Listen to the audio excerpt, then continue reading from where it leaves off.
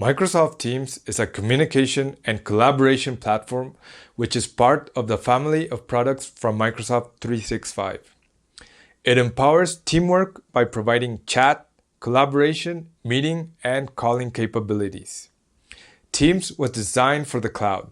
So in order to use Teams, you will need an internet connection, even if you are communicating within the same network, as you will need to reach out to Microsoft Cloud for signaling, which provides you the status of the user you're trying to reach.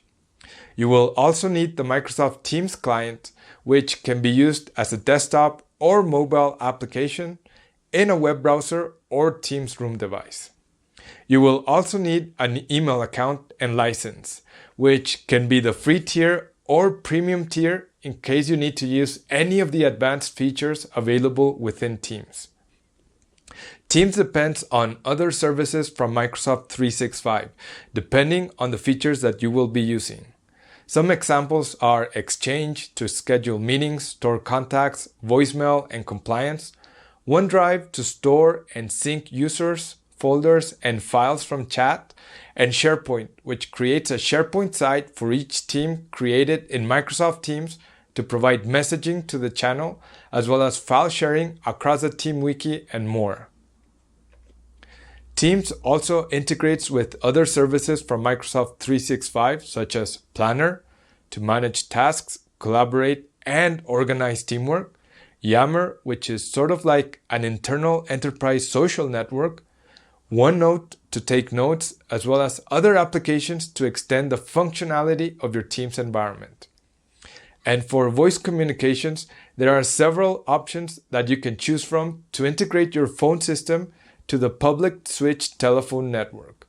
From letting Microsoft manage your phone system entirely with an all-in-the-cloud solution by choosing the phone system with calling plan, or using your existing carrier via Operator Connect, mobile, or direct routing, which we will dive deeper into later on in this course.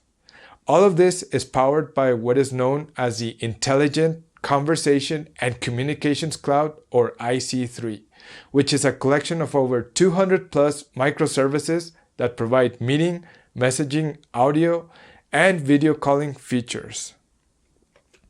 In this slide right here, we have a basic overview of what a team environment consists of.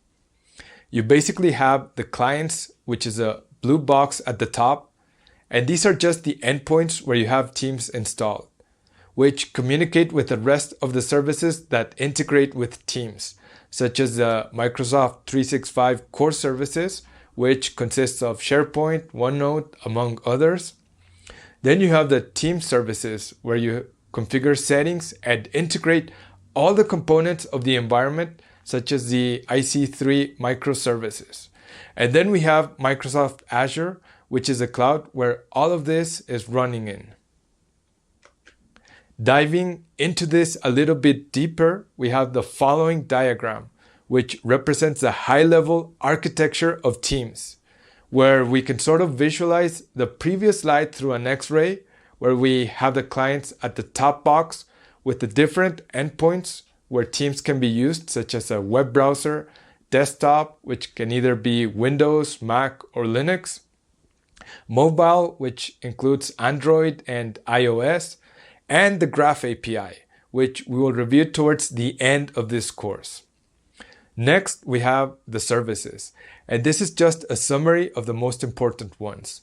You can see the ones that belong to the Microsoft 365 core services and Azure in orange. The highlights here are the applications such as SharePoint, OneDrive, Exchange, and so on. The team services in blue, such as the notification and email services, and the Intelligent Conversation and Communications Cloud, IC3, in green, where we have the chat and presence for messaging, and calling and meeting for audio and video. To finalize this sub-lesson, Microsoft Teams is a global service which runs on Microsoft's Azure cloud, which is a global network comprised of over 61 Azure regions with over 165,000 plus miles of fiber optic cabling and over 2,700 plus peered internet service providers in over 190 plus locations, divided in 3 regional geographies, which are the Americas, Europe, Middle East and Africa, as well as the Asia Pacific.